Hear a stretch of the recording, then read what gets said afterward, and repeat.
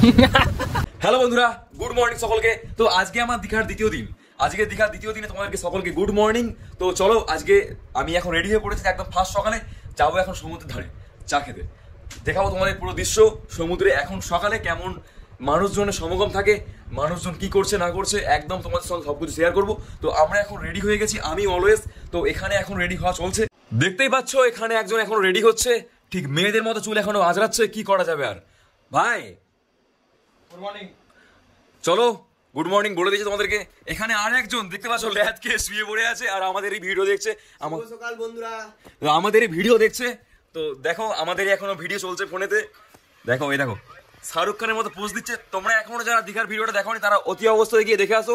দীঘার কালকে নাইটের ব্রিজের ভিউ অনেক সুন্দর ছিল। তো ভিডিও আমরা এখন সকালে পোস্ট করে দিয়েছি অলরেডি। তো চলো, ভিডিওর মধ্যে তোমরা অতি অবশ্যই দেখতে পাবে যে আমাদের বন্ধু তোমাদেরকে সবাইকে গুড মর্নিং বলার পর একটু ডান্স করে দিয়েছে।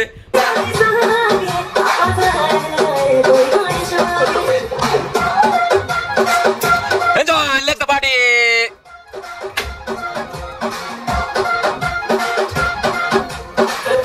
मासूका मुझे यार चाहिए चाहिए नहीं करार चाहिए এনজয়। जैसी मासूका मुझे यार चाहिए ऐसा चाहिए नहीं करार चाहिए छाया जो शराबी क्या शराबी मैं जिसके दम ना हो शराबी जिसके दम ना हो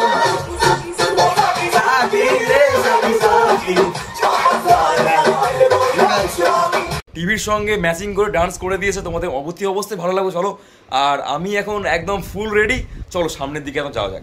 তোমাদের সঙ্গে দেখা হচ্ছে একদম সমুদ্রের ঠিক আগে গিয়ে।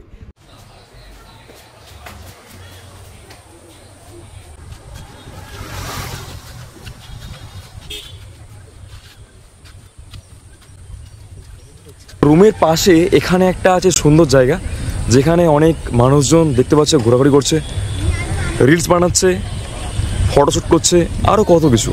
তো পাশে একদম সমুদ্র, এই পাশে আছে আরও অনেক জঙ্গল গাছ।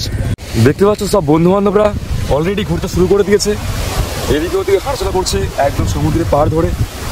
কেউ স্টাইল মারছে, চুল তুলছে, মানে কি না কি ব্যাপার। তো ব্রো, তোমার সমুদ্রে ঘুরতেছে কেমন লাগছে বলো? খুব সুন্দর। তুমি কি এখন জগন্নাথ মন্দির দেখেছো? না। তাহলে কখন যাবে ঘুরতে? বেলা 10টা। বেলা 10টায়? এখন তো বাজে 10টার প্রায় কাছাকাছি। এবার বেরামো টিফিন করে। তাই? আর তোমার এখানে কেমন লাগছে ঘুরে?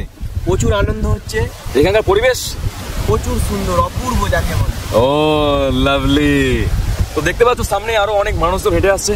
দীঘা মানেই মানুষের সমাগম, মানুষের ভিড়। ও চলে গেছে একদম সমুদ্রের ঠিক পাথরের ওপর দাঁড়িয়ে আছে গিয়ে। ওখানে কিন্তু শুধুমাত্র যায়নি, ওখানেও গেছে কিছু ফটো তোলার জন্য।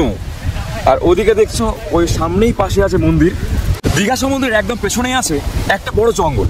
তো জঙ্গলটাও দেখতে অনেক সুন্দর লাগে। আর এই জঙ্গলের জন্য এখানে এত হাওয়া, মানে এত সুন্দর লাগে। এখানে বসে থাকতে সারা রাত বসে থাকলেও তাও ইচ্ছে করে না রুমে যাওয়ার জন্য, তাও কিন্তু রুম ভাড়া নেওয়া তাও ইচ্ছে করে।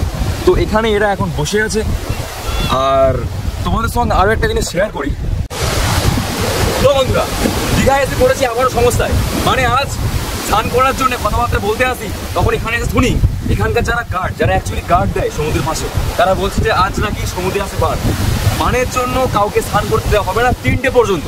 মানে স্নান করতে দেবে কিন্তু 3টের পর থেকে স্নান করতে দেবে। তাই হয়ে গেল এক বড় সমস্যা। কারণ আজকে আমরা প্ল্যানিং করেছিলাম যে এখান থেকে গিয়ে চাটা খেয়ে টিফিন করে যাবো এখন সমুদ্রে স্নান করতে, তারপর স্নান করে লাঞ্চ করে যাব জগন্নাথ মন্দিরে। তা আজকে আর হলো না। এখন আমাদেরকে টিফিন করে চলে যেতে হবে একদম জগন্নাথ মন্দিরে, তারপর লাঞ্চ সেরে তারপর আসতাম সমুদ্রে। মানে 3টের সময় সমুদ্রে নামা মানে আমাদের বাদ বাজে সন্ধ্যাবেলা আমরা জল থেকে উঠবো। আমাদের সঙ্গে পুরো ভিডিওটা শেয়ার করবো, আমরা সঙ্গে থাকো। I love you so much, by.